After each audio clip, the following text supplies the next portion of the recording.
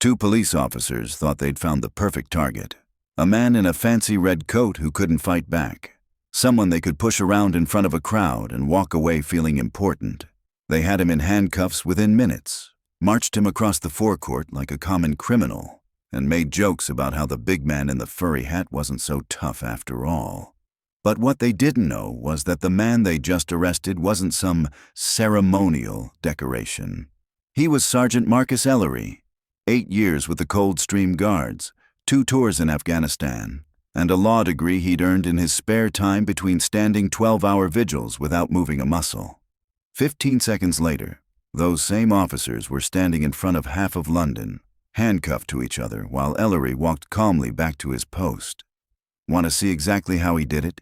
Hit that subscribe button and drop a comment telling us where you're watching from. Because what happened next just might be the most satisfying thing you see all week. The afternoon had that particular gray weight that November brings to London when the sky sits low and heavy and makes everyone walk a little faster. A thin drizzle had passed through an hour earlier, leaving Buckingham Palace's forecourt dark and slick.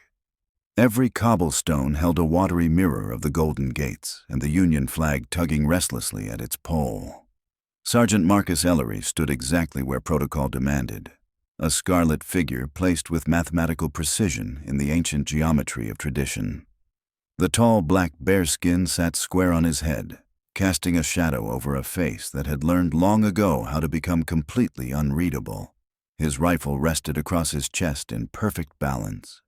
Every piece of brass gleamed despite the damp air, held with the kind of steady pressure that never wavers no matter how long you've been standing. To most of the tourists clustering behind the velvet ropes, snapping photos and whispering in respectful tones, he looked like a statue, something decorative, part of the scenery. They had no idea they were looking at a man who could recite sections of public order law from memory, then stand a 12-hour guard mount without blinking. Someone who'd patrolled the streets of Kandahar and the ceremonial halls of Buckingham Palace with the same unshakable discipline. The crowd today was the usual mix. A little boy in a yellow raincoat tried to catch Ellery's eye, his small arm trembling with effort as he attempted the salute he'd clearly been practicing all morning. Mid-40s, thick shoulders gone soft, his stab vest straining against a belly that spoke of too many pub lunches and not enough time on foot patrol. His cheeks were red from years of wind and weather, or maybe just from being permanently irritated with everything around him. His partner, P.C. Trevor Holden, was younger but carried the same air of worn-down resentment. Late 30s, boots that had seen more time under a desk than on the street, belt sitting lower than it should have. He tapped his finger against his coffee cup in that restless way of someone always looking for something to complain about. That inspector who got the promotion last month, Briggs was saying loud enough that his voice carried further than it needed to. 28 years old, and she's never chased anyone faster than a shopping trolley. But somehow she's the golden girl. Holden made a disgusted sound. Same story everywhere. It's not about doing the job anymore, is it? It's about ticking boxes, looking good in the photos. He gestured vaguely toward the palace forecourt. Speaking of which, look at that circus. Briggs followed his gaze to where Ellery stood in perfect stillness, surrounded by the usual crowd of tourists with their phones and cameras. Ceremonial boys, he said with obvious disdain. Standing around looking pretty while real police do actual work. Bet he makes more than us too, Holden added. All that special forces nonsense they put on their CVs. Meanwhile, we're out here dealing with actual criminals, and nobody gives us a second look. It was an old grievance, polished smooth by repetition. Neither man had ever passed a fitness test without struggling. Neither had ever made it past the promotional exams, but rather than look inward, it was easier to resent anyone who seemed to get recognition without earning it. At least without earning it the way they thought it should be earned. Someone should remind him he puts his trousers on one leg at a time, same as everyone else, Briggs said, crushing his empty cup and missing the bin entirely. Holden's mouth twisted into something that wasn't quite a smile. Wouldn't be the first time we've had to bring one of these toy soldiers back down to earth. They'd done this before, found someone they thought was getting above themselves and decided to put them in their place. Usually, it worked.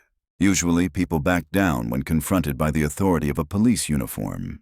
What they didn't know was that Sergeant Marcus Ellery had spent 8 years learning exactly when to back down and when to stand firm.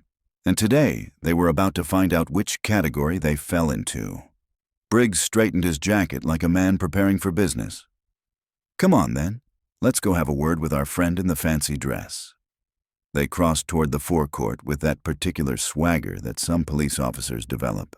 Slow, deliberate, making sure everyone notices the badges and the authority they represent. The tourists instinctively stepped aside, though more from politeness than intimidation. A steward near the rope line offered a respectful, "Afternoon, officers," and got a curt nod in return. The younger steward beside him frowned slightly. He'd worked at the palace long enough to recognize the type. Men who expected people to move not because of who they were, but because of what they wore. Ellery's peripheral vision caught their movement. 2 figures in high-visibility jackets approached without any obvious purpose related to crowd control or security. He didn't turn his head, didn't shift his stance. His eyes remained fixed on that point in the middle distance where all ceremonial guards learn to look past the immediate crowd to something that exists only in training manuals and tradition. But every combat instinct he'd ever developed was suddenly awake. He could read their body language, the way they moved with too much confidence and not enough cause, the swagger that came from men who decided they were going to enjoy the next few minutes. Holden glanced at his partner as they closed the distance. "Look at him. Thinks he's too good to even acknowledge us." "We'll see about that," Briggs replied, his voice carrying just enough to let nearby tourists know something was about to happen. They stopped just inside the ceremonial boundary, close enough to Ellery that their presence couldn't be ignored, but far enough away to maintain the pretense that this was official business. Briggs was the first to speak, his voice pitched to carry to the crowd now gathering to watch. "Bet you've never arrested anyone in your life, have you?" Ellery didn't respond, didn't even blink. His gaze remained fixed forward, as though the 2 officers were shadows passing across the stones. Holden's grin widened at the silence. "Thought so. Just a decoration, aren't you? Stand there. Look sharp for the tourists. Let the real police do the dangerous work." A steward moved forward from the rope line, hands raised in a careful, non-threatening gesture. "Officers, can I help you with something?" Briggs flashed his warrant card lazily. "Official business, mate." "Stay out of it." The steward hesitated, then glanced toward a palace aide. The aide gave a tiny shake of his head. "Let this play out." Holden stepped to Ellery's side, eyeing the rifle. "Nice bit of kit. Bet it's never even been fired. Just a prop for the tourists." Briggs stepped deliberately over the ceremonial rope until his boots almost touched Ellery's. His voice carried for the crowd. "What do you reckon he'd do if someone gave him a little nudge?" "Nothing, right? Stiff upper lip and all that nonsense." Phones began rising.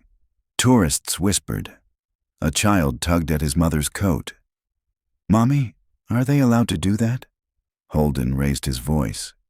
"Funny thing, we had a report about a man in a red coat, intimidating tourists. Matches this one perfectly." Briggs nodded gravely. "That's right. Witness said he made them feel unsafe. Public safety's no joke." The crowd quieted. Ellery's breathing was calm, but something shifted. Stillness hardening into focus. Not a ceremonial guard now, but a soldier reading the tactical situation. The steward tried again. "Gentlemen, you're inside the ceremonial boundary." "We're investigating a complaint," Briggs snapped, moving to block him. Holden smirked. "Most people cooperate." "It's just good manners." The tourists pressed closer, phones recording. Ellery remained still, rifle balanced, eyes ahead. But anyone trained could see it. The subtle shift in grip, the way his vision mapped every movement around him. Briggs leaned close. "Easy way or hard way, guard? Which is it?" Ellery's silence pushed them further. Holden chuckled. Looks like he's choosing the hard way." Both officers lunged, grabbing his arms with the clumsy confidence of men unused to resistance. Holden stumbled on the wet stone, but Briggs shouted anyway. "That's assault on a police officer!" Gasps rippled through the crowd. A woman protested, "He didn't even—" But the officers pressed on. For the first time, Ellery spoke, his voice calm and authoritative. "Officers, under Section 24 of the Police and Criminal Evidence Act, you require reasonable grounds for arrest. You have none. I have made no aggressive movement toward you." Murmurs of approval swept the crowd. An elderly man muttered, "Bloody hell, he knows the law better than they do." Holden tightened his grip. "You're under arrest for assault and obstruction." "Your alleged grounds are fabricated," Ellery replied evenly. "You are in breach of the Code of Ethics and in violation of the Public Order Act by disrupting a state duty." The officers snapped handcuffs onto his wrists with deliberate force. Ellery glanced at the crowd of phones and calmly extended his other hand. "As you wish." The crowd erupted. "I'm recording this." He didn't resist at all, Briggs snarled back. "Interfering is an offense." They marched Ellery toward the gates, posturing like guards escorting a criminal. The tourists followed along, unsettled but riveted. "Not so proud without his little rifle," Holden jeered. Briggs added, "Betty's not used to being handled like that." Ellery walked upright, stride measured, posture unbroken. Calm dignity in contrast to their petty cruelty. What the officers couldn't see was the calculation behind his stillness. He felt the sloppy cuffing, the loose locks. With subtle movements, he'd been working them looser each step. At the gates, Holden leaned close. "Let's see how tough you are without your audience." Ellery's voice was polite, almost conversational. "Actually, gentlemen, our walk ends here." In one motion, his hands slipped free. The cuffs spun, snapping onto both officers' wrists. Briggs and Holden froze, staring down at their joined hands in disbelief as the crowd gasped, then roared with laughter. Ellery plucked the tiny silver key from Briggs's belt with practiced ease, pocketed it, and gave a courteous nod to a steward. "These gentlemen may require assistance." Then he turned, walking calmly back to his post. The laughter swelled into applause as he resumed his stance, rifle balanced, eyes ahead, as if nothing had happened. Behind him, the two constables tugged and bickered, their pride unraveling as cameras clicked. "They're your cuffs," Briggs hissed. "You figure it out." Tourists jeered. A man shouted, "Best arrest I've ever seen." The steward offered help, but both officers refused, their pride trapping them as surely as the steel around their wrists. Meanwhile, Ellery stood motionless, duty resumed, dignity intact. For the crowd, the lesson was clear. Authority built on arrogance collapses, while true strength needs no performance. So tell me, was Ellery right to turn the tables? Should he have let them drag him off to face trumped-up charges? Or was a little public humiliation exactly what they deserved? Have you ever seen a bully shut down so completely without violence, just with pure skill and timing? Share your thoughts in the comments. I read them all. If this story reminded you what real strength looks like, hit like and subscribe. Ring the bell so you never miss more moments of quiet dignity under pressure, because real authority doesn't shout. It simply waits. And when it moves, the whole world stops to watch.